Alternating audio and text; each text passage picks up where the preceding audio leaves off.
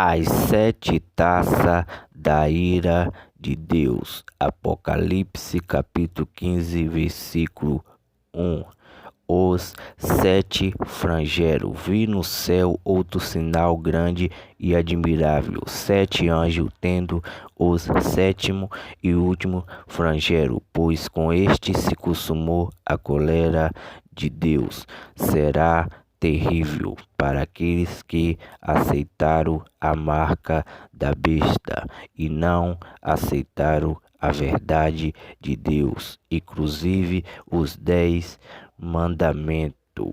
O Apocalipse diz: o nosso pecado faz com que a taça da ira de Deus se encha, e quando estiver cheia, transbordando, ele vai virar esta taça sobre a terra.